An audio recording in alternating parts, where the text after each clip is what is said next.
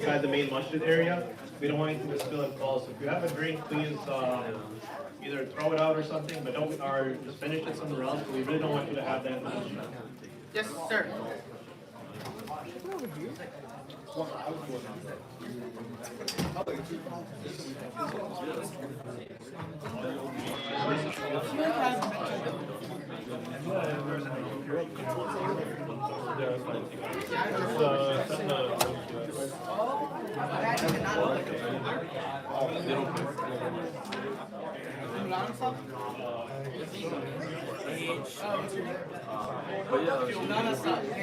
have the next program at 2:30. We request everybody to please have a seat. Please come in, finish your drinks. Please, nobody drink anything inside the masjid. No soda inside the masjid, please. Where you want to go.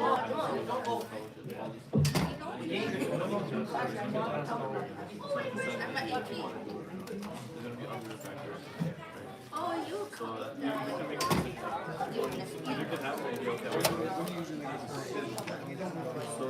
Not the last year. No, the year second. Guys, sit down, sit down. All right, inshallah, we're about to begin. So everybody, please have a seat. Please come closer. Everybody can please give their utmost attention to our guest speaker. We have, alhamdulillah, blessing us, greeting us all the way from Chicagoland. We have Mufti Saad Rauf. Mufti Saad, mashallah, is a current teacher at the Dar es Salaam Seminary in Lombard, Illinois.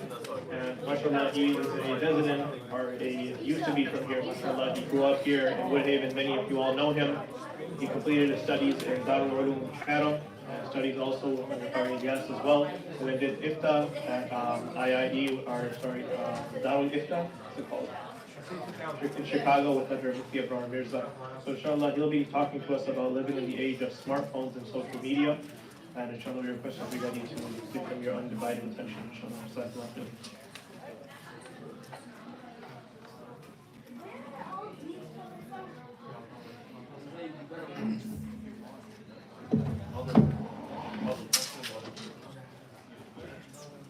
إن الحمد لله نحمده ونستعينه ونستغفره ونعوذ بالله من شرور أنفسنا ومن سيئات أعمالنا من يهده الله فلا مضل له ومن يضلل فلا هادي له وأشهد أن لا إله إلا الله وحده لا شريك له وأشهد أن محمدا عبده ورسوله بسم الله الرحمن الرحيم والصلاة والسلام على رسوله الكريم. Okay. So this may sound like a bit of an unconventional way to start a speech, but in order for us to experience the full benefit of this seminar, I'd like for all of us, for those that have phones, if they could please take their phones out and place them in front of them. Sisters as well, please. Take out your phones and just put them in front of you. Okay, so obviously if there's like an emergency or something, like your parents are trying to contact you, then you can go ahead and use it. But for the duration of the talk, just try and keep it in front of you without using it. And at the same time, make a conscious effort to just keep track of how many times you feel the urge to pick up your phone. Okay, you guys think you can do that? For those that have phones? All right. So this seminar is actually a combination of two different modules. Right? One has to do with smartphones, the other one having to do with social media. Generally when I give this talk, it's to an older audience, which is why I took two different talks and kind of merged them into one. We'll be skipping over certain aspects of it that have to do more with an older audience. So anyway, the reason why I chose this topic though is, as was mentioned, I'm a teacher. I teach the Allen course in the Chicago area. So I had a lot of experience with students as well as members in the community, because along with being a teacher, as was mentioned, alhamdulillah, I'm qualified as a Mufti as well. So a lot of people come to me, students as well as community members, with their different issues, the different problems that they're going through. And something that I've noticed is that there's some things that are obvious, right? That when it comes to smartphones, wastage of time and things like that. And there's a lot less obvious things, right? Things that are more subtle, whether it's family problems, marriage problems, sometimes even mental health issues like anxiety, depression, things like that. And a lot of the times, these issues, they stem from smartphone usage and things that are attached to social media. So because of these different issues and harms that I've seen in the lives of different people, that's why I feel like this topic is something that's very relevant for all of us. Before we get into smartphones and social media specifically, let's first analyze just the Islamic perspective on technology in general, right? So, mashallah, you guys just had your little quiz, so we could have, some couple questions over here as well. Who knows when the conquest of Mecca? When did the conquest of Mecca take place? Which year after Hijrah? You could just say it. You know it. The 12th year? No, that would not make sense because the Prophet had passed away by that time. Any other answers? 10. Good guess though. 7. 10? 7? Come on, man. You're Nine. This is my Sierra student, guys. Ninth I did a bad job, I guess. 9th year? 8. You guys said every year except for it. Yes, 8. Who said 8? 8. Yes, very good. 8th year. Okay? So anyway, after the conquest of Mecca, what happened was that there were some tribes outside of Mecca that had assembled, and they were going to make a last-ditch effort on how we can stop the spread of Islam in Mecca. So what happened was that after this conquest, they all went out, the Muslims, they went out to try and neutralize that threat. In the beginning, they were ambushed, right, the Muslims, and things were not looking good, but eventually they won the battle, and it was actually quite a tumultuous victory. But anyway, after the battle was fought, the survivors, they fled to Taif. And Taif was a city that had many forts, right, with these very thick walls. And the Prophet ﷺ and his companions, when they laid siege on Taif, then they realized that we can't penetrate into these forts. So what are we going to do? One of the Sahaba radiallahu ta'ala suggested that let's construct a minjaneeb, which you can see over here. We call it a catapult, right? It uses those ropes that you see over there, the tension of the ropes, to launch heavy objects like rocks so that you can break down walls, right? So the idea over here being that the Blessed Prophet ﷺ, he was open to the idea. He accepted the idea, despite this being something that wasn't really common in the Arabian Peninsula. Another example is, what's the major event that happened in the 6th year after Hijrah? Does anyone know? In the Surah? 6th year? Any idea? It has to do with a treaty. Treaty of Hudaybiyah, very good, right? So the Sulh of the Treaty of Hudaybiyah, after this treaty was signed, what's one major thing the Prophet did? Anyone know? Something he didn't do before. No, it doesn't have to do with that. It has to do with, send letters, exactly. Letters to the different monarchs, right? He did, because now that the Quraysh was no longer a threat, they could focus on spreading Islam to other places. And when he decided to do this, the Sahaba radiallahu anhum pointed out to him that إِنَّ الْعَجَمْ لَا يَقْدِرُونَ كِتَابًا إِلَّا عَلَيْهِ خَاتِمٌ.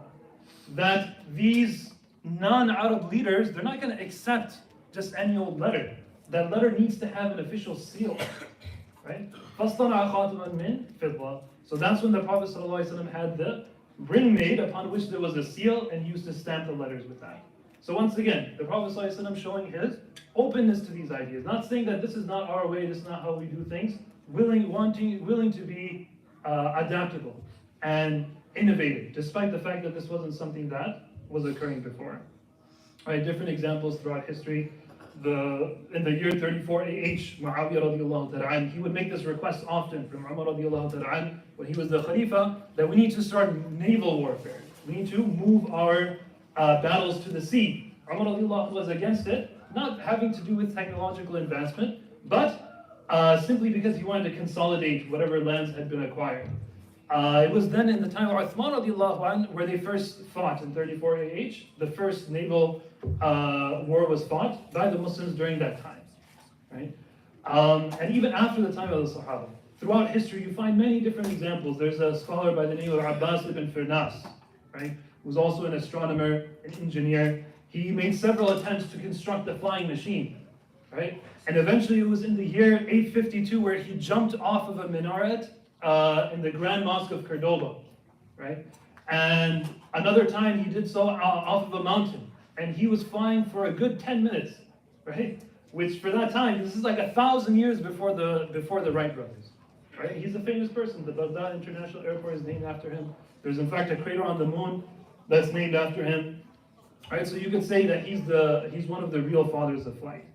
There was a famous scholar in Morocco as well, Fatima al-Fihi, a female scholar, who started at a university, Jamiat al-Qarwiyin, which till this day it still operates. And it holds the Guinness World Book of Records. It has the record of the oldest existing, continually operating higher educational institution in the entire world. It was the first university to give out ijazat, to give out degrees. And another example, for those that, whether you're a fan of algebra or I guess you hate algebra, you can either thank or you can blame Muhammad ibn Musa al-Khwarizmi, rahimahullah, who, this brother, mashallah, he wrote a book, Al-Kitab al-Mukhtasar fil Hisab al-Jabr wal-Muqabala, which is a compendium having to do with calculation by completion and balancing. It was basically made to calculate, to help in zakat calculation, inheritance calculation, stuff like that. So basically the father of algebra. That's where the word algebra comes from. It's from the name of his book. And you have, mashallah, the origin of coffee being traced all the way back to Ethiopia. Mashallah, you guys have Tim Hortons over here. We don't have it in Illinois, but I miss it a lot, so I drink it whenever I get the chance. And the point is being that the way it started was in the monasteries in Ethiopia, so that those monks, so that those Muslim scholars and Sufis and whatnot, so that they could have the energy to do ibadat for a long time at night, like mashallah you guys are doing over here as well. So the point being that there's many different benefits that can be acquired through technology, through social media. The Islamic perspective on this is what? That these new gadgets and devices and whatever technological advancements that you have, they're not inherently prohibited. What really matters is how you use them. Just like how Allah subhanahu wa ta'ala has gifted us the eyes that we see with, the ears that we hear with, the tongues that we speak with. Likewise, He's given us phones, He's given us tablets, He's given us laptops. What really matters is the way that we use them.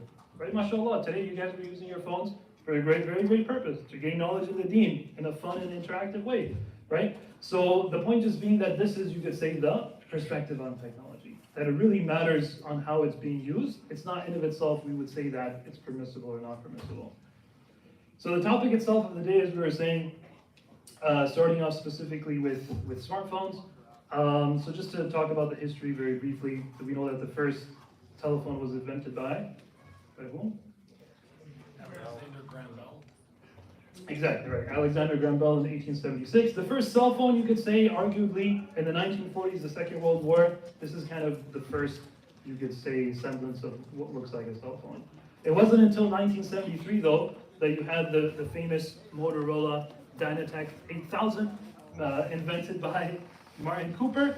It wasn't available to the public, though, in 1983 because they didn't have the network necessary at the time. Okay, it was a huge device. It was almost a foot long, like those Subway sandwiches, like a foot long. It weighed over 2 pounds, and as you can see here, charging time 10 hours, 35 minutes battery. $4,000 is how much it costed. This is considered to be the first cell phone. Right, and then just briefly going through, you guys wouldn't really be able to appreciate it too much, so we'll just kind of skip through. You guys probably weren't even born when some of these things came out. But yeah, so it wasn't until 2007 where the biggest game changer came, right? Where Steve Jobs said that let's get rid of all of these buttons and just replace it with a giant screen. Okay? So, There's still one button. Yeah, exactly, yeah. So just the one button and the huge screen. So this is where things started to change, where it's not only just now for calling and texting, but you got so many things that you can do that you weren't able to do before. Right, as you can see, this guy over here with his jukebox, his camcorder, all of these different things now fit inside of our pockets and so much more. Right, but this is where we start to get into the kind of the problem, right? Because before, there's not really too many negative aspects of just calling and texting and things like that. But now you've got your YouTube, your WhatsApp, your videos, sending different things, looking at different things. This is where you start to get into your issue.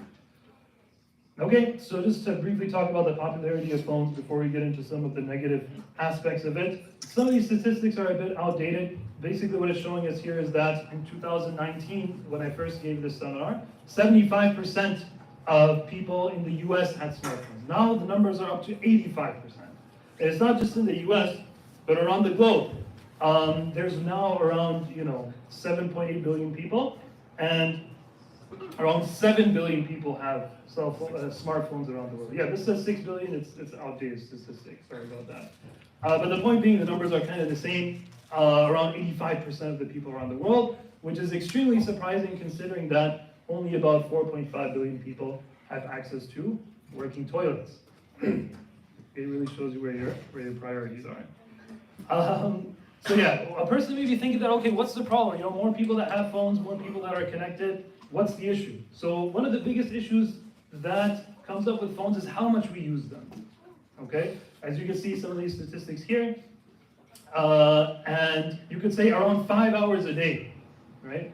Around 5 hours a day by average, people in the US, and it's higher for younger adults and for teenagers, is how much time people are using just checking their phones. Every free moment that we have, whether we're waiting in line, whether we're sitting in the masjid, whether we are stopped at a red light, this is the first thing that we turn toward. Right? Just think about, in place of that before these things were there, then the way that Muslims would generally spend their time then is that you pull out your tasbih, right? You would start doing some dhikr. Just imagine when you're waiting in line at the DMV or at the store or something, instead of just wasting time on your bottomless scrolls, if you were to recite Surah Al-Ikhlas, right? Person who recites Surah Al-Ikhlas 10 times, what's the reward? A palace in Jannah. Imagine how many palaces you could be building in Jannah, as opposed to that you are just wasting time on your phone. So the point just being that a lot of time gets wasted, and we have a very strong attachment to our phones, right? This phenomenon of nomophobia, when you don't have your phone, you start to feel that anxiety. You start to feel, some people even report feeling sick when they don't have their phones.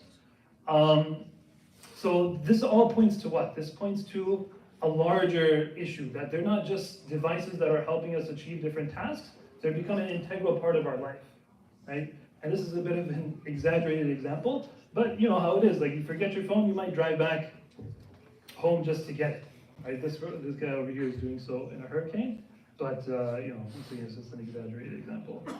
Now, as for the reason, so getting into kind of like, why is it? Why is it that we have such a strong attachment to our phones? One of the, this is an example, okay? Now, I know a lot of us probably, maybe you guys do, but a person might think that, okay, fine, I don't play games, so this is not going to apply to me, but I'll show you guys, this is just an example, and this can apply to other people as well. So this example over here is of a game. You have a game, it gives you a goal, you need to clear all the jelly, all right? So this is how many games work, that you need to achieve an objective, and when you achieve that objective, then your brain gets happy, it lights up, right? With the burst of dopamine. Dopamine is a neurotransmitter, it's a chemical that's basically released by your neurons, and it makes you feel good, right? And after you get that feeling, then your brain, your body, it craves for more, it wants to come back for more, right? So that's why you want to keep on playing, and you keep on coming back to that game, and you feel that dopamine rush, you crave that feeling again, you keep on doing it again and again, until this results in what we call a compulsion loop, or a dopamine loop, right? And this same exact loop, or the same phenomenon, is what occurs when it comes to addiction to cigarettes, when it comes to hard drugs, like cocaine and other things like that. It's the same exact psychological process, right? So now a person, as I was saying, a person may think like, well, I don't have, Candy Crush or any other game on my phone, so this doesn't apply to me. But it doesn't just apply to games, right? Raise your hand if you have one of these apps on your phone, or rather if you use one of these apps, I guess. No, joke's on you, I don't have a phone. What about now?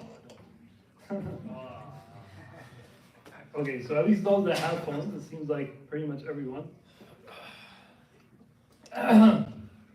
So yeah, the point is being that this doesn't just apply to, this doesn't apply to games, right? Whether it's the likes that you're getting, the messages that you're getting, it's that same loop where that's why, even with WhatsApp, when you send a message, you're waiting for that reply. You keep on checking, you're getting that double check mark, the blue check mark, right? That's all invented for that purpose, to keep you coming back. And the point of showing all of this is to say that it's not just something that happened on its own. It's something that is set by design. The creators of the phones themselves are the ones that are manipulating this sort of, psychological, you could say, the susceptible place, like I'll show you guys the wording that's being given. Yeah, this vulnerability in human psychology, it's in of itself is being exploited. Okay. Yeah, and a lot of times we don't realize it, right? We don't realize what's going on because we're getting a lot of these things for free. Okay, because let's just, what's like the idea behind it, you could say? Why would any company want to do this for free? So the thing is that in the first, you could say 50 years of Silicon Valley, the industry, they made products, right? Whether it's hardware, software, sell these things, it's a simple business, right? But during the last 10 years, you could say the top companies in the industry, their business is not selling products, it's selling users, okay? The reason we don't pay for the products like YouTube and Instagram and Facebook and things like that is because the advertisers are paying for them. You understand? The advertisers are the customers, we're the thing that's being sold, okay? And this is what has made these tech companies the most richest companies in all of history, right? Each one is trying to see and design their apps in such a way to keep you on that app as long as possible. That's why you have your bottomless feed, right? That's why you have, these different algorithms and whatnot to keep you coming back for more and more, so that you can spend as much time as possible using those things. Right, so this is just an example of an former executive of Facebook, where he's talking about the same exact thing, that this whole dopamine loop, they're just taking advantage of that, despite the fact that they know that it's harmful, despite the fact that they know that it's addictive, they did it anyway, right? Because they just answer to the almighty dollar, that they can make as much money as possible. That's the reason why they're doing it.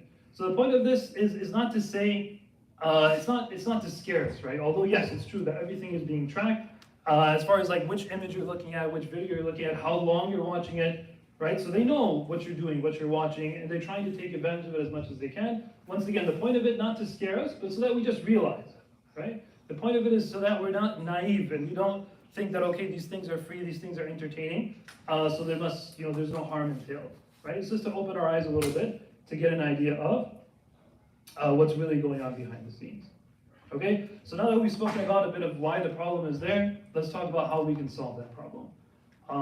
So although it may sound a bit counterproductive, one of the best ways to get over a smartphone addiction is by using the different apps. That a lot of our phones, they already have them. You have a lot of Android phones, Google ones specifically, they have this thing called digital well-being. It keeps track, because this is kind of the first step. The first step is realizing that you even have an issue. Because many of us, we don't even realize how long it is that we end up using our phones, right? As I was mentioning earlier, like an average Netflix user, for example, statistics show that an average Netflix user uses Netflix for 2 hours every single day. And an average social media user uses it for on average 3 hours per day. So assuming that they're not doing both at the same time, that's literally just 5 hours of every single day that's being completely wasted. But people don't realize it, right? I can mention to you some examples of different students that, they're going through different issues, and we may give them like a prescription, like, okay, this is along with doing such and such things, you need to read this much amount of dhikr every day, like read this or read that. And then, they'll come back sometime later and say, like, can you lower it? Because it's taking too long, right? So you can then see, like, okay, let's look at the tracker on your phone. You spend this many hours watching YouTube, this many hours, scrolling through your WhatsApp messages, and you're saying you can't take out like 15, 20 minutes just to do some dhikr, right? So many hours are being wasted, and you can't take out this much time to read some Quran. So that's why it's important because we don't realize it, right? That we use these sort of apps, they have different limits and whatnot that you can set. This one, as I said, is for Android. If you don't have an Android, then you can throw it out. Sorry, if you have an iPhone, then you can throw it out, get an Android, or, iPhones also have this app as well. Screen Time is another app that could be used. And like I said, you can set different limits and different things like that. The main thing over here is identifying the problem, like how much time is being used.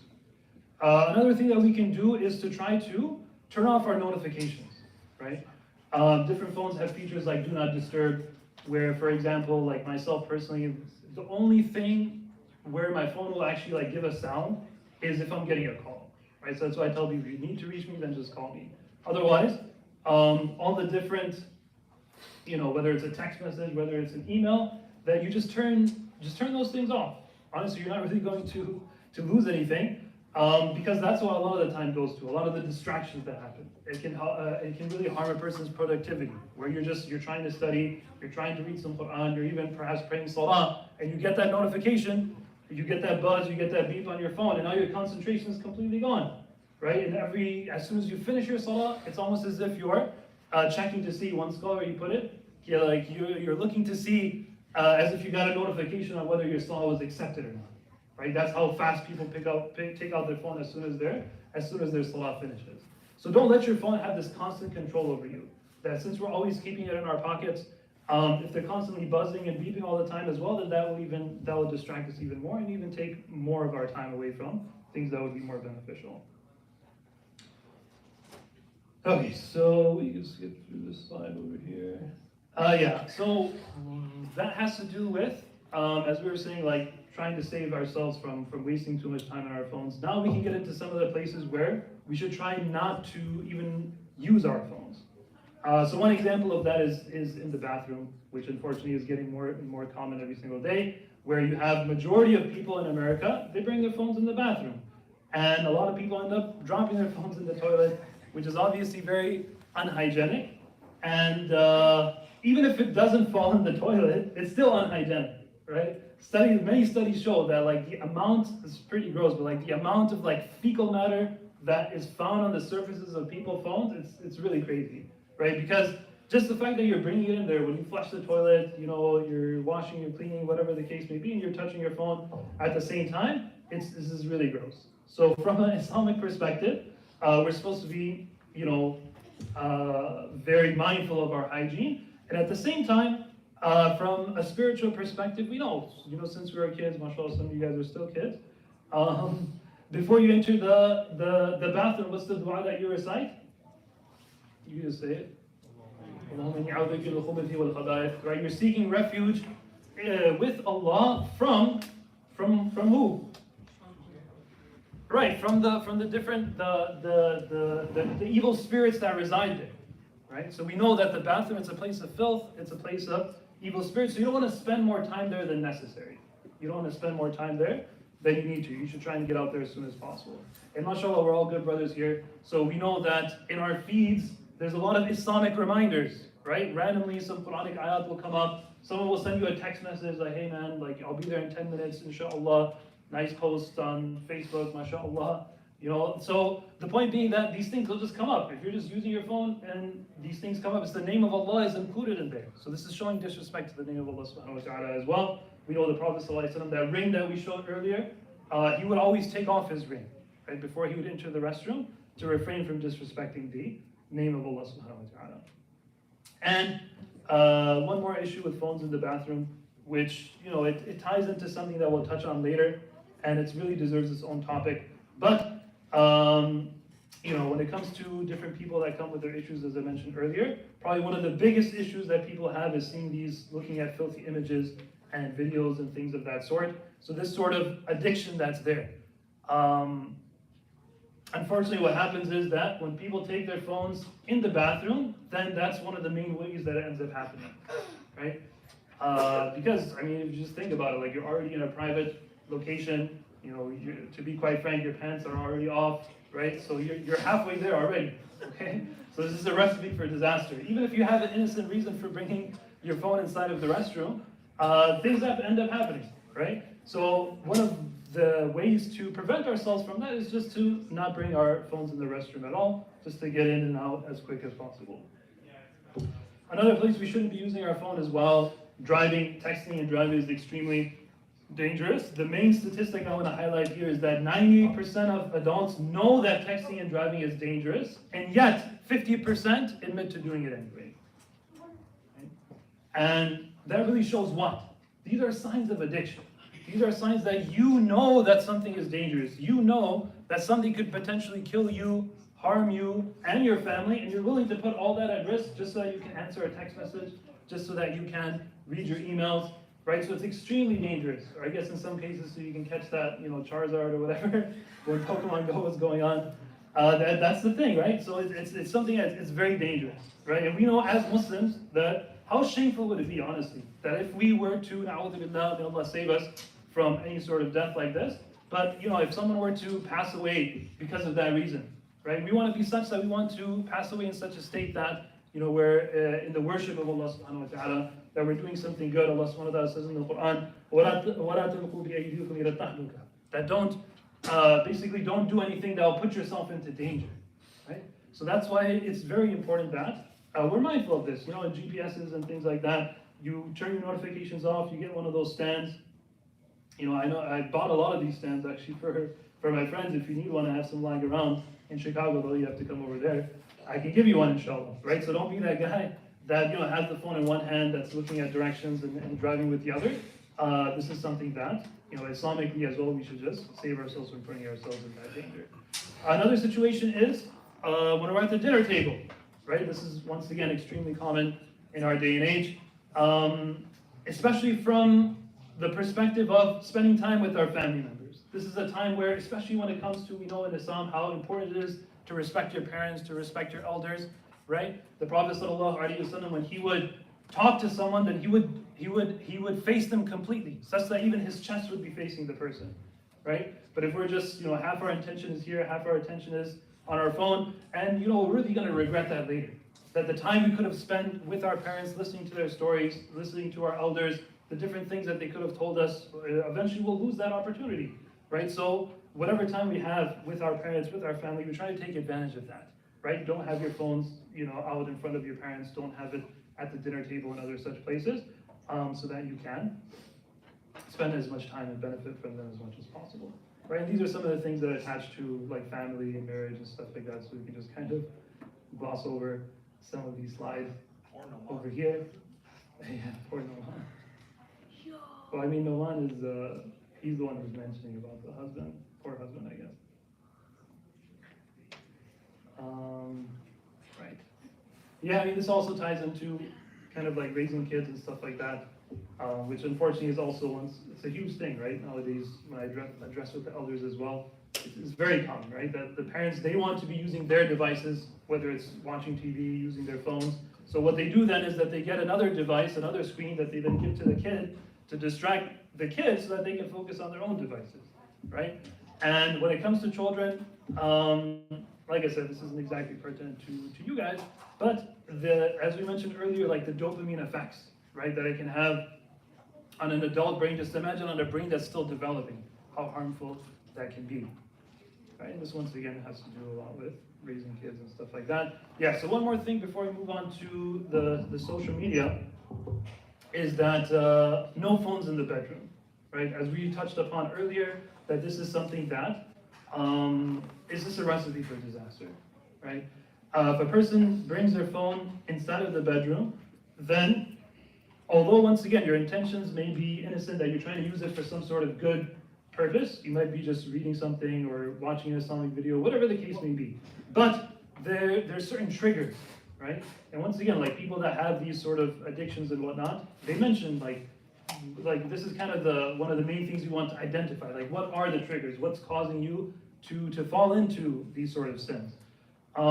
Because once that trigger occurs, then that determination is just, until that desire isn't fulfilled, the person doesn't stop, right? I know of one brother, somehow, like, this doesn't have to do with him using his phone, but basically, like, at one point, he just, that he became, you could say, aroused, that trigger occurred, and he didn't even have an internet connection. He literally drove 4 hours to get to some sort of library so that he could go and fulfill his desire using the internet over there, right?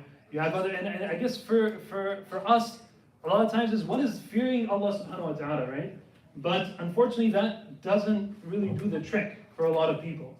So you also have to highlight the different harms that can occur. Because a person, let's say like a youngster, feels that, okay, fine, I'll just do it for now, and then when I get married, everything will be fine. I can give it up once I get married. But that's not the case. So many people have come to me and to other scholars with these problems. One brother, it's very sad. Just very recently he was mentioning about, that from a young age he was addicted to these kind of things.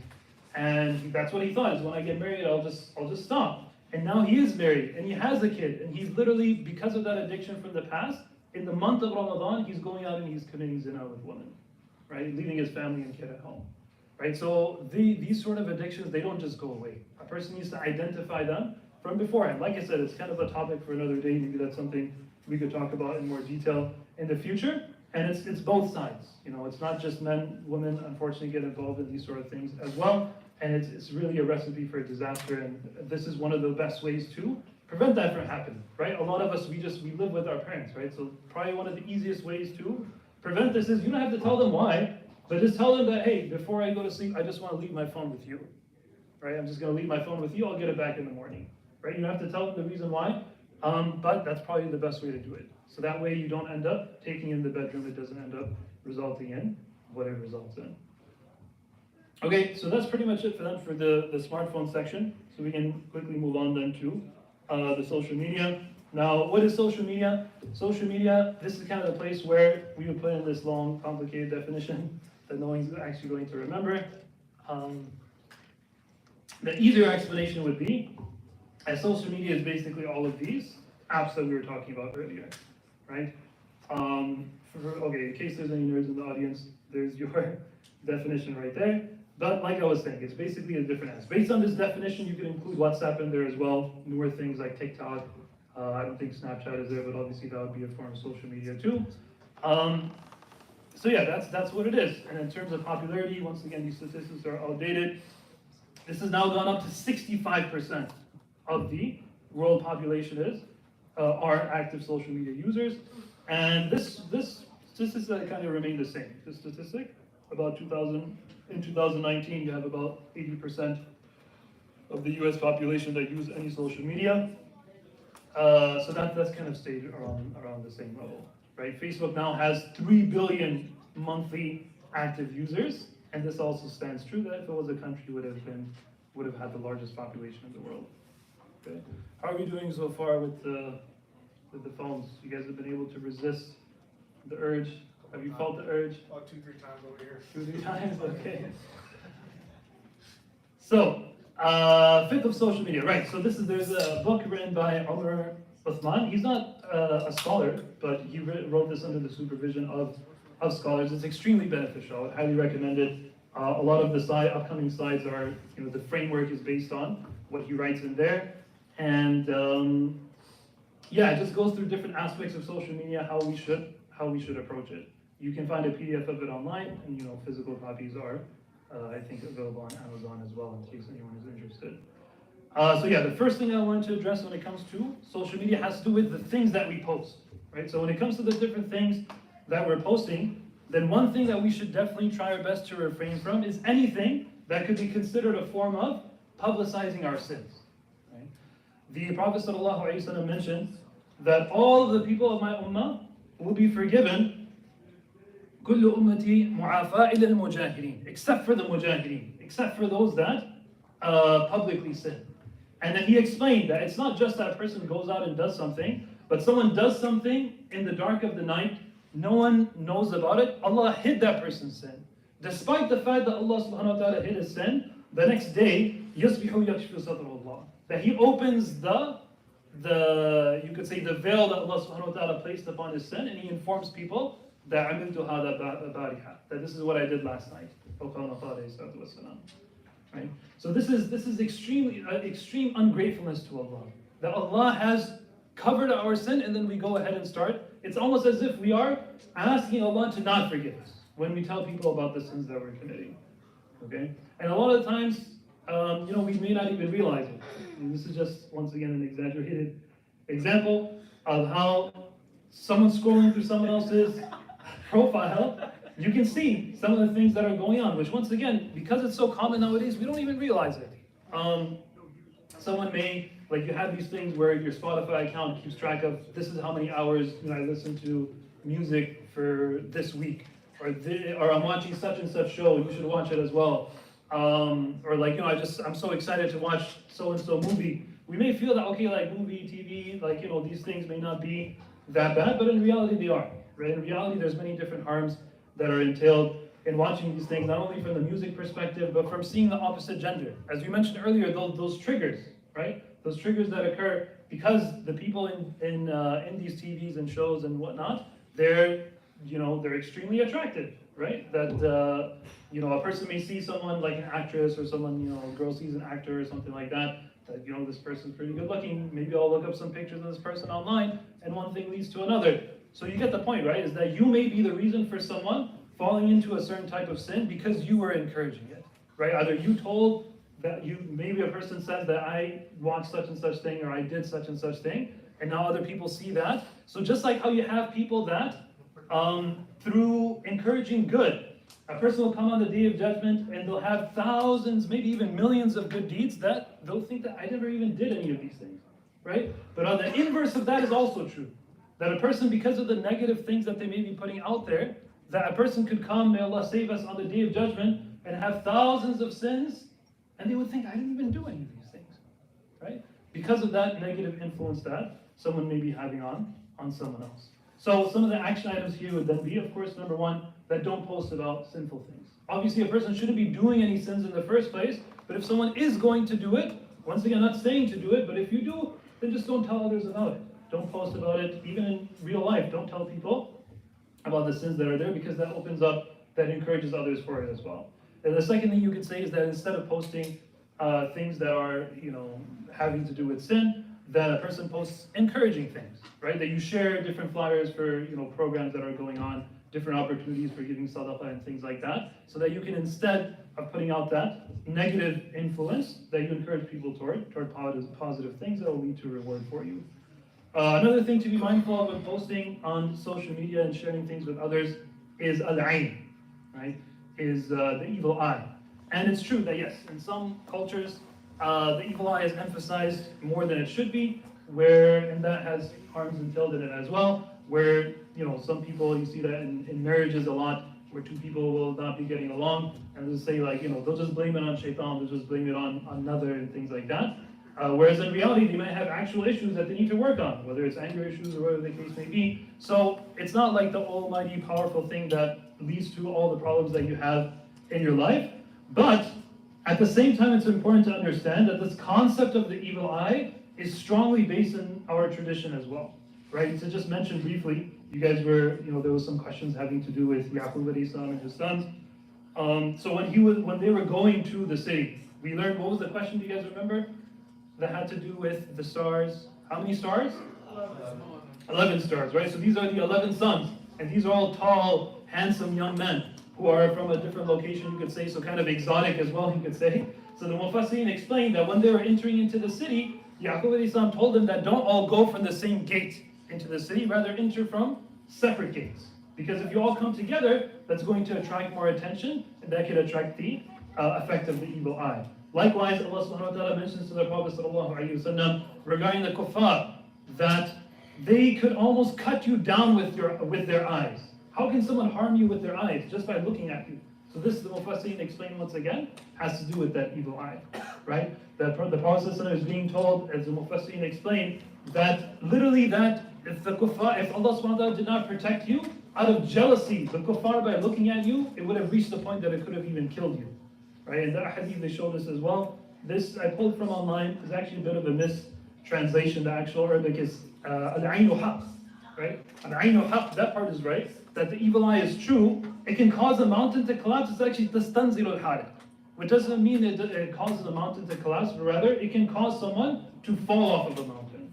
It can cause someone to fall off of a mountain. There's another hadith, al-aynu tadkhilu rajul al-qabr wa tadkhilu al-jamal al-qidr, that the evil eye is such that it can literally kill a person. It can take a person to his grave. It can take a camel into a pot, meaning that it can kill a camel as well. So the point just being that it is something to be aware of. Once again, it's not like you should be extremely scared, don't tell anyone about anything, as we'll get to. But it is something that there is a basis for it in the Quran and in the Hadith. Okay, so you have this comic over here. The point of this, just to show that a lot of times we don't realize, right, that there may be a person who's going through difficulty trying to get married. They open their social media, all they see are newlywed couples posting their pictures from their honeymoon. You got them, writing the heart in the sand and the beach, and like the toe is pointed toward the sand, and all these other different pictures. Imagine how that makes that person feel. right? Because that's what it is. Right? I don't know if I explained it yet or not, but evil eye is basically that. Someone feels jealousy toward you. Because of that jealousy that they feel, you end up getting harmed in some way or the other. Usually it has to do with the blessing that they're becoming jealous of, but it could harm you in other ways as well, right? A person is stuck in a dead-end job. They have a very difficult boss, right? And they see people online, social media, maybe even their friends, maybe even their family, getting promoted. This guy's not even qualified. He's getting promoted. I'm not getting promoted. This could lead to that same jealousy, right? A couple that's struggling to conceive, they see pictures, all day and all night of videos and pictures of people posting of their kids and whatnot. So you understand, right? The feelings that these feelings of jealousy and envy, they are not only harmful for the person who's feeling them, but they can even harm the person that they're feeling jealous of. Right? So it's two perspectives here. One is that we need to protect ourselves by being careful in what we post, right? And the second thing we'll get to. But as far as when it comes to things that we post, so just be mindful of that. Just think before posting that what are the pros and the cons? What's the benefit that I'm getting out of this, and what's the potential harm? So if you think about it, there's no benefit, right? You're just going to get maybe some likes. You're going to get some comments. Some people might share what you have put out there. But at the end of the day, how is that really going to benefit you? And the cost is the potential harm that could occur. You understand? So it's understandable, I know, because it's the inequality of human beings that you want to come off as impressive. You want to come off as attractive. You want people to think good of you. So if a person already is in the habit of doing it, then one way to sort of wean yourself off is instead of making things completely public, that maybe you share with just a few people, right? That you have your close family group or your close friends group, people that you know that most likely won't feel that sort of jealousy toward you, or people that you know that will say, MashaAllah, and other such things. And you can just share it with those limited people as opposed to putting it out to the general public, right? And the second aspect is that we should try to save our own selves from being jealous. One is that we save others from becoming jealous of us. The other is that we try our best to not look at the things that people are putting out there so that we don't feel jealousy, right? Because the Prophet ﷺ mentioned that jealousy is something that يَأْكُلُ الْحَسَنَاتِ. It eats up good deeds just as the fire eats up dry wood, right?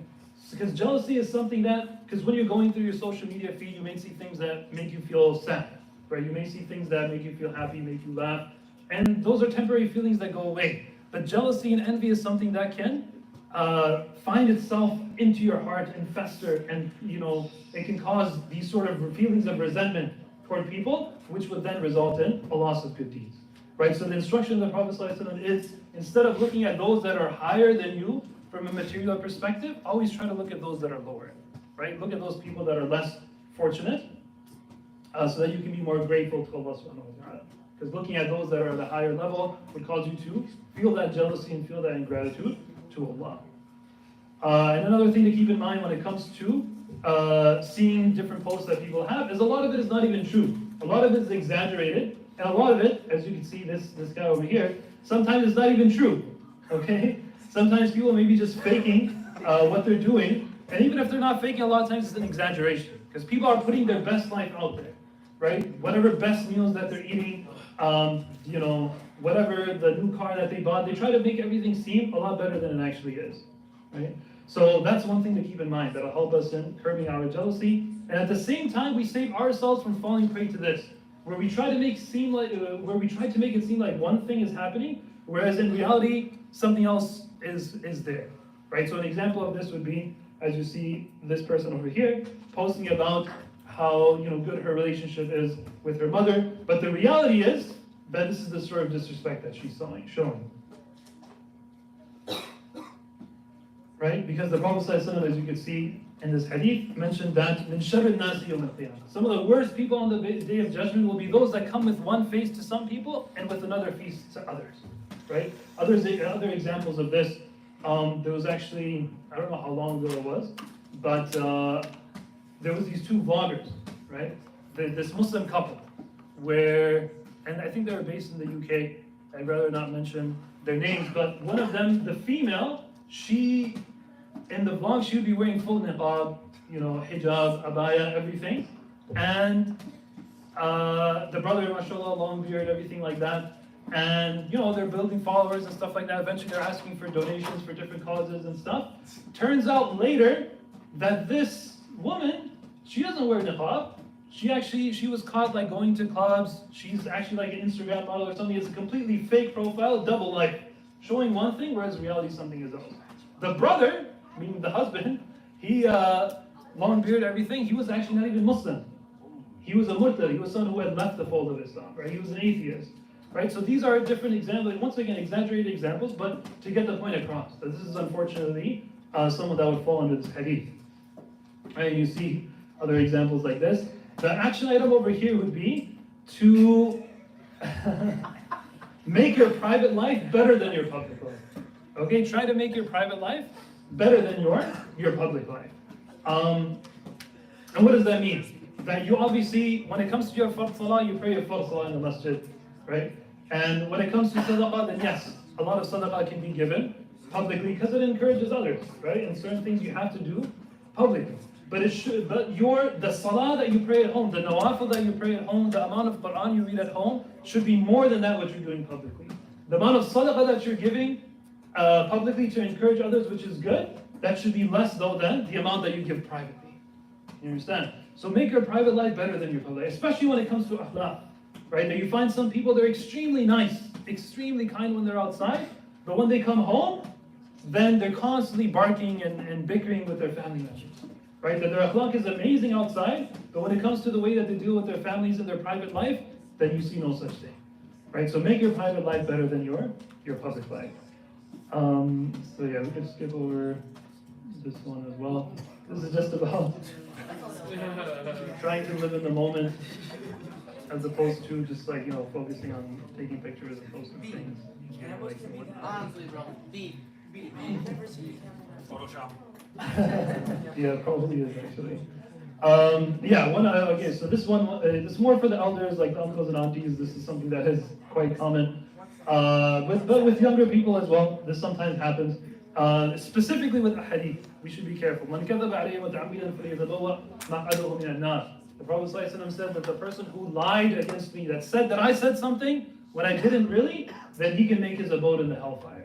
This is one of the strong, it's really a mutawatir hadith, the strongest level of authenticity. Over 70 different Sahaba narrated this hadith. Right, so we have to be very careful. Just today, I got a message about a hadith. It said, like, there's a specific dua, that on the last Friday of Jummah, you need to read such and such dua, and then by the next Ramadan, you'll either live to that Ramadan, or Allah subhanahu wa ta'ala will forgive all of your sins. Okay?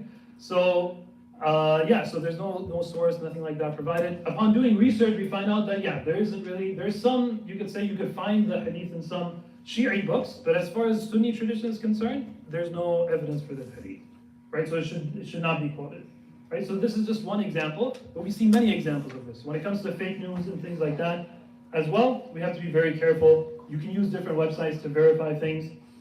Even a hadith, there's one called hadithanswers.com, islamicportal.com. These websites are very good for verifying a hadith. So one last thing before we move on to the conclusion, and this one, obviously, hopefully none of us are familiar with these apps, but these are basically dating apps, right? Some things that we may be more familiar with are some of the Muslim Islamized versions of these apps, which in the beginning, where's Ahmed? This guy reminds me of our... He's not here? So anyway, so I'm sure we know that at least like the apps in the upper right, those are a big no-no. You definitely want to avoid those. Now these Islamified versions, is it okay to use them? Is it not okay? As we'll get to, it's definitely better to avoid. And I'm not going to deny that many people have found success with these apps where they find someone who's a good candidate for marriage, end up getting married, things turn out well. But generally, these are things that should be avoided, right? Because of the potential harm that's there. And you have different hadith in which the Prophet ﷺ mentions when it comes to meeting with someone of the opposite gender, then you should never be alone with them.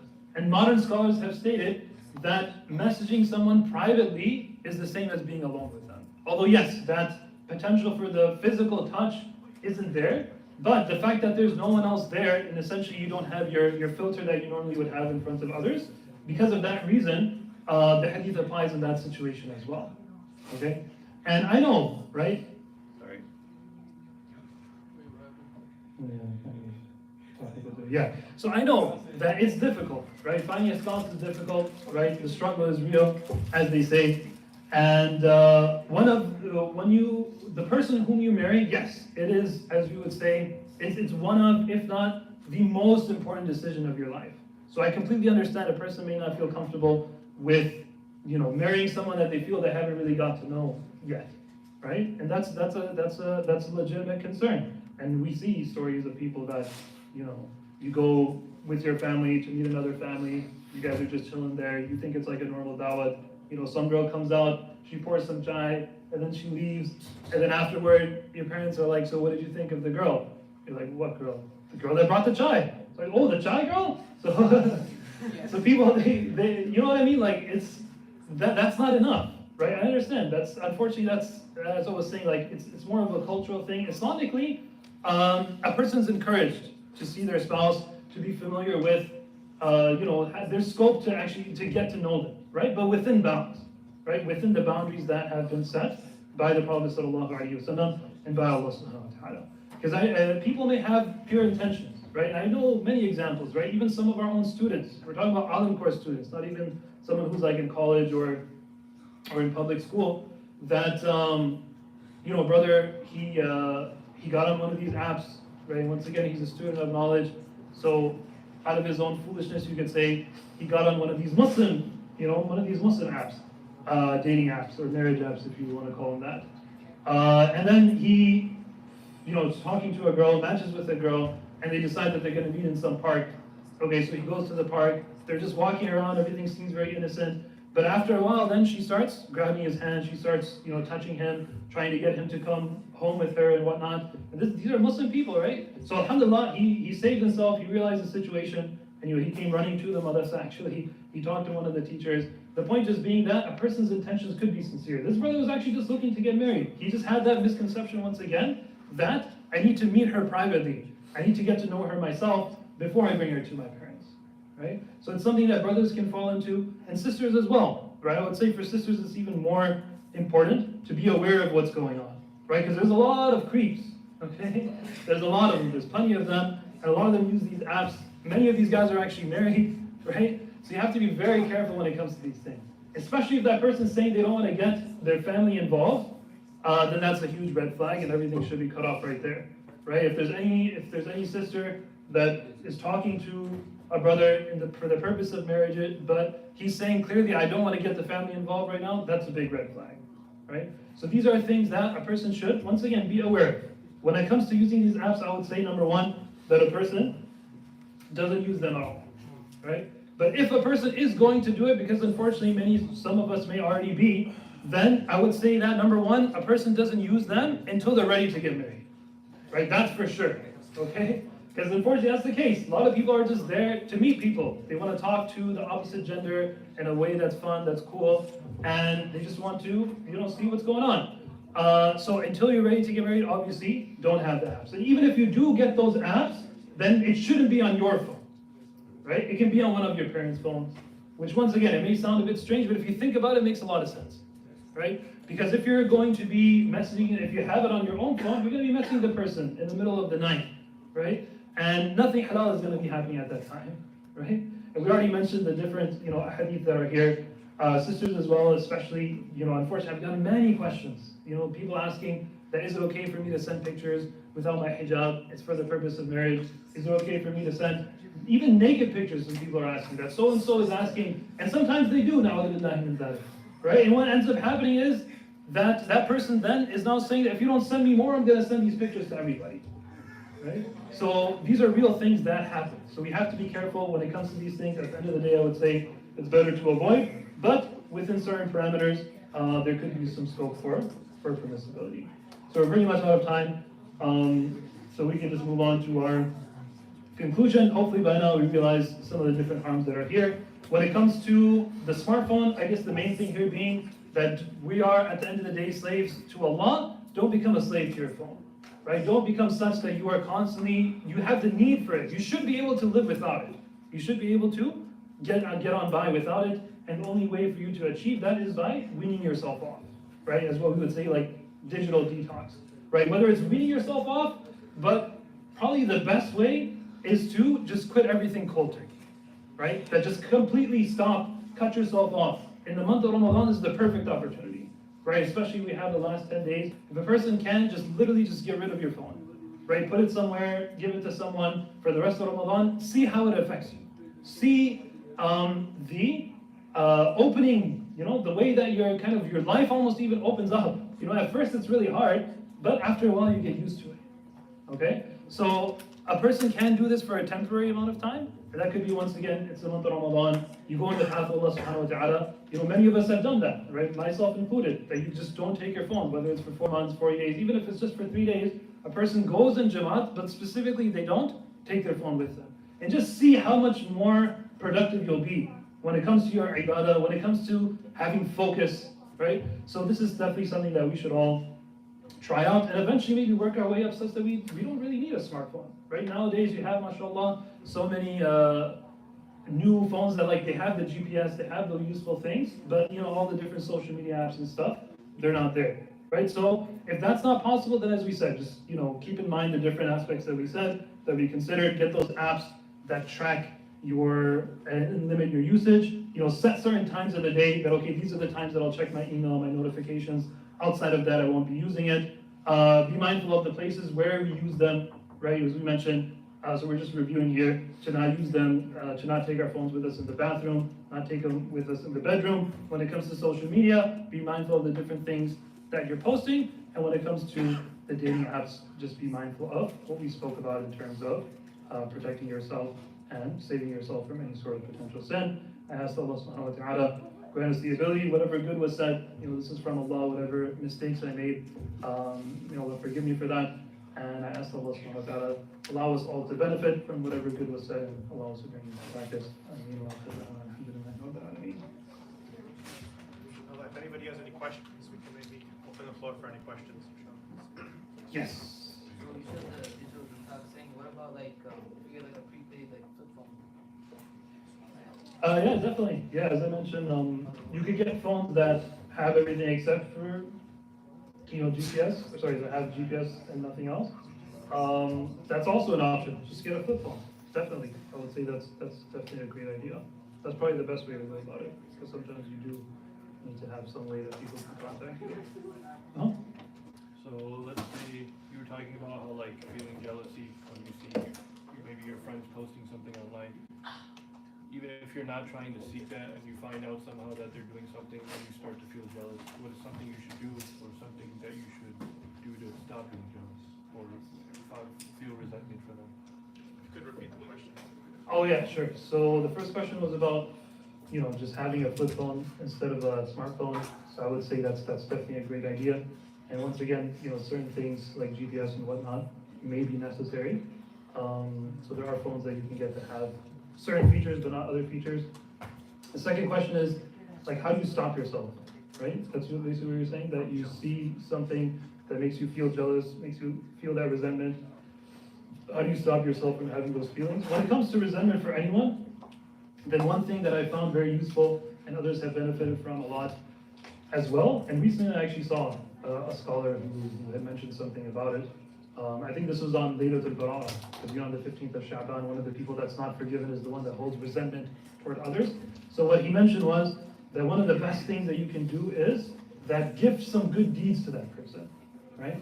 That basically recite Surah Al-Ikhlas 10 times or whatever else, some form of good deed, right? Whatever it may be, pray 2 rak'ahs, whatever the case may be, send the reward to that person, right? This is shown to be very extremely effective in preventing that resentment. And also, the jealousy is once again, it's a natural emotion, right? So a person should constantly be asking Allah subhanahu wa ta'ala to remove those emotions from a person's heart.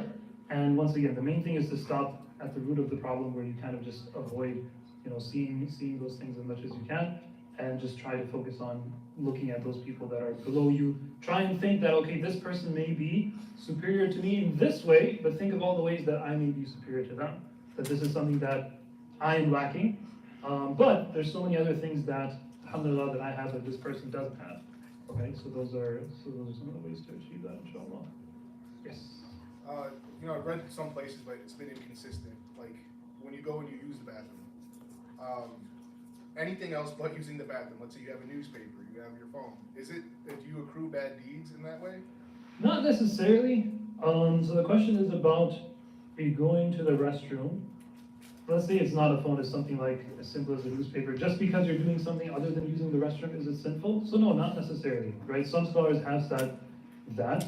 If we're just looking at the action itself, then as long as you're not spending more time in the restroom than you would be anyway, then technically it's not, necessarily sinful.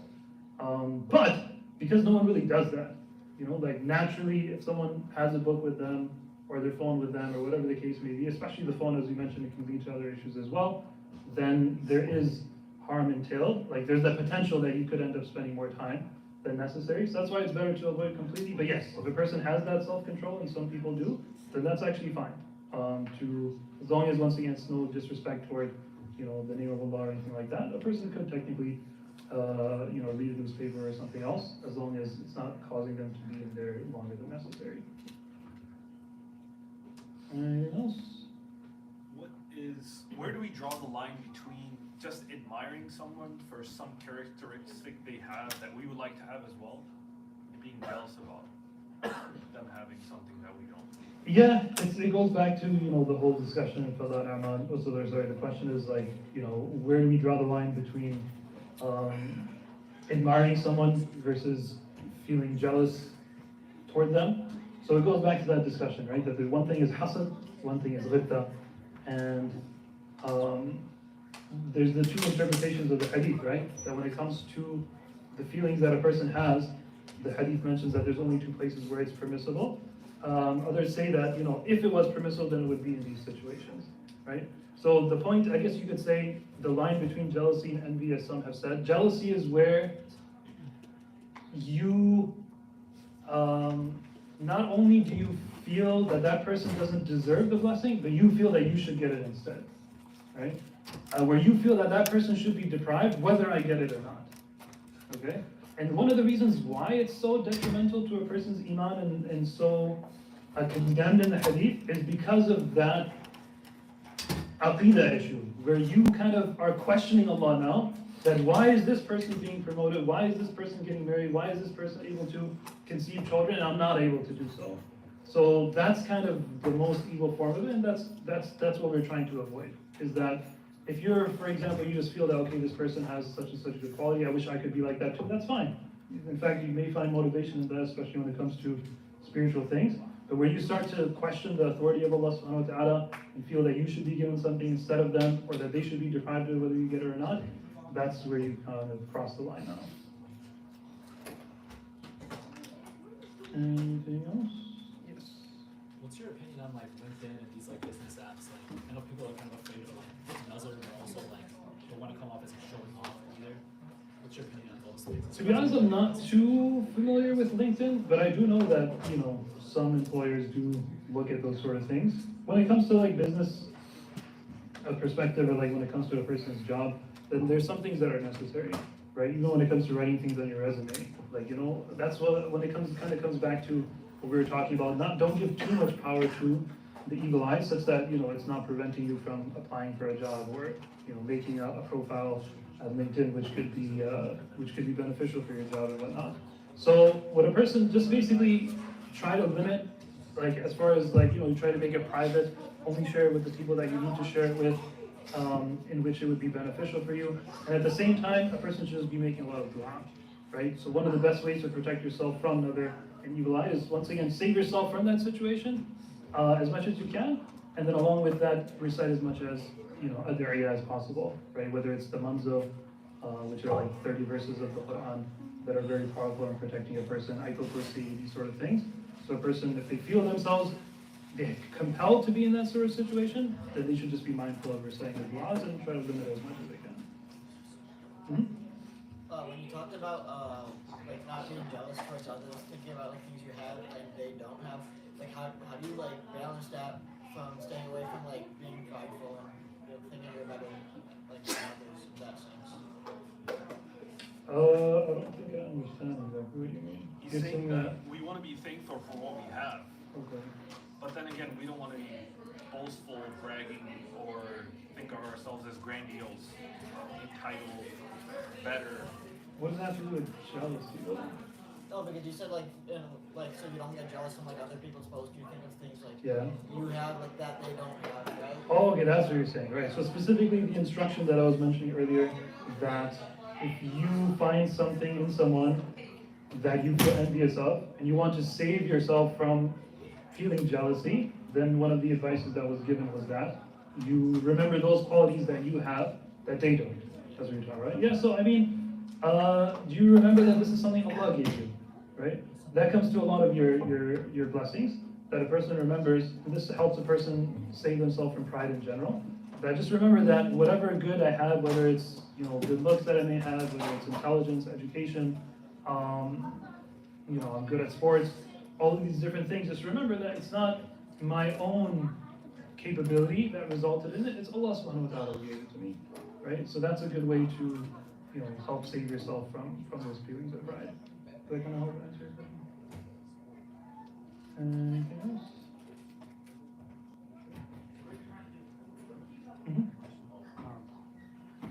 So when you're trying to balance between not trying to show off, so if, for example, there's like one amal that you want to do, there's one act of worship, for example, that you want to do, and you want to balance between not showing off in the sense that you want to do it for Allah subhanahu wa ta'ala, but at the same time, you know that doing the action is such an act, that specific act of worship is such that it's going to become known amongst people. It's going to become something that people are obviously going to see or they're going to talk about.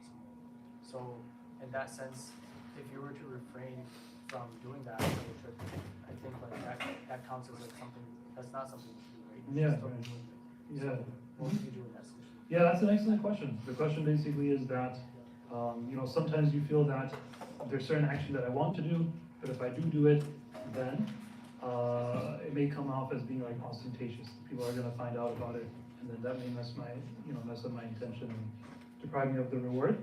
So yeah, it has to do with that ostentation, the whole aspect of it. Yeah, and that's good because that's actually one of the tricks of shaitan. That one of the ways that shaitan will try to trick a person is because he's very smart, right? He has years of experience, so he knows that I can trick this person by telling him that, hey, or giving him this thought that if you do such and such action, then people are going to know, right? And that's one of the ways he's going to prevent you from doing that action. So that is one of the traps of shaitan. So a person should be aware of that. And once you're aware of it, you realize this is a thought from shaitan, a person should realize that no, this is an action that I need to do. It's extremely rewarding. And as we learn, in Jamaat as well, that what a person should do is check their intention, right? Before you do the action, during the action, as well as after the action. That's really what it all boils down to. That although those whisperings, they'll constantly be coming. Everyone gets those whispers from shaitan that, hey, you're actually doing it for someone else. Or, people are going to find out about it, you're going to lose the reward. And whatnot. So a person just constantly reminds themselves before they do the action, make sure their intention is pure. During the action, when those thoughts come, you make istighfar and you try to fix your intention. And then after the action is complete, you just constantly remind yourself that this is something that's from the fadl of Allah subhanahu wa ta'ala. It's nothing from my own capability. You just thank Allah and once again make istighfar for those changes in your intention and your prayer. Is that what you're asking about? Yeah. Is that what you're asking about? Does the sisters have any way to ask questions? Wasn't there a Google form or on WhatsApp that we did the last week? The sisters are saying? Yeah. No, I think I hit on the opposite. Stop sisters. Yes. Oh. Is there anything else?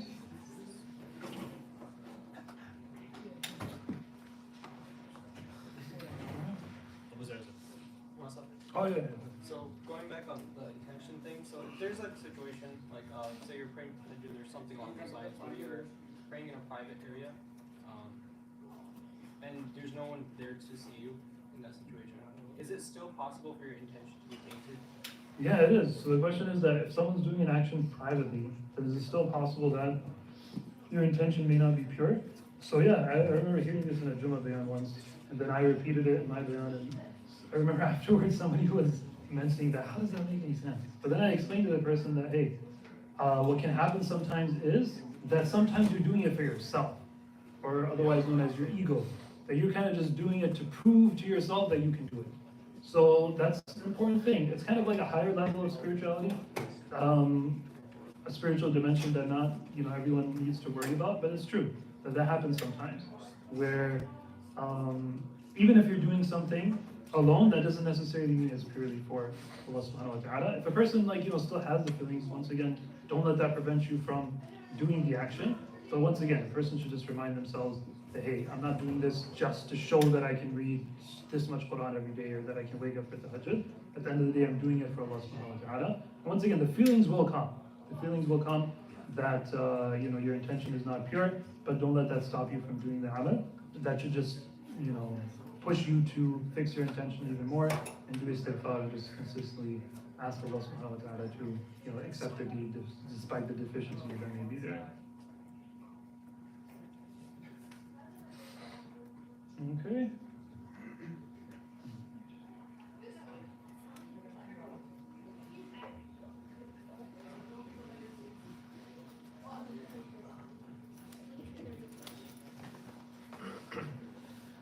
Alright, so inshallah, we're going to be moving on to the last portion of our qiyam, which is the actual qiyam. So we're going to be doing the ibadah portion of the night.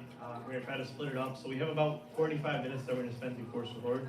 So we're going to probably split it about like 10 minutes. We're going to give for Quran, 10 minutes for adhkar, 10 minutes for dua, and then we're also going to do a couple of rakats of qiyam and dua. So that's going to be the schedule for the remainder of the night. And then for around 4:45, sorry, what time is it? Around 4:30, we're going to do sahri, suhoor, until Fajr time, inshallah.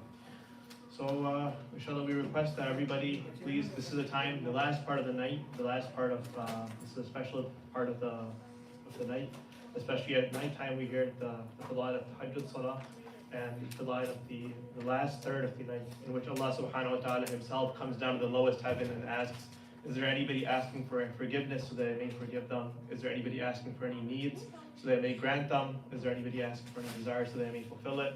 This is a very blessed portion of the night. So this is a portion that we should all take advantage of and spend this time doing our ibadah, and try our best to avoid talking with our friends, try our best to avoid going on our phones, try our best to avoid any of these actions, and try our best to be engaged in our ibadah at this time. It's only about 45 minutes, and inshallah this will be an immense benefit for us, inshallah. So Are we doing it downstairs? that's what we're trying to figure out. Stay down. So, we could do it upstairs. Actually, Stay down. I think it's smarter to throw it down here. But some of the guys are still sleeping upstairs. Okay, inshallah. So let's continue it down here, inshallah. So pretty much I'll go on the mic and I'll let you know what the time is. We have Qurans back here, so inshallah for Quran portion, we'll have some Qurans right here, and then we'll have portions for adhkar and dua and qiyam al-layl, inshallah. So we request that everybody please stay focused, try your best not to start talking. It's only about half an hour, 40 minutes, so please try our best to be involved and engaged as much as we can. So inshallah, the next 10 minutes until about 3:55, we'll be doing Quran, inshallah. So we request everybody to grab a mushaf, try your best, grab a mushaf, don't use your phone. Whatever we read Quran for, it's more rewarding to actually use an actual Quran mushaf and read from it, inshallah. So that's the next service. Go for a shower real quick. So you're Can you keep an eye on my cousin? He's in the bathroom. Make sure he doesn't fight. I think we can keep an eye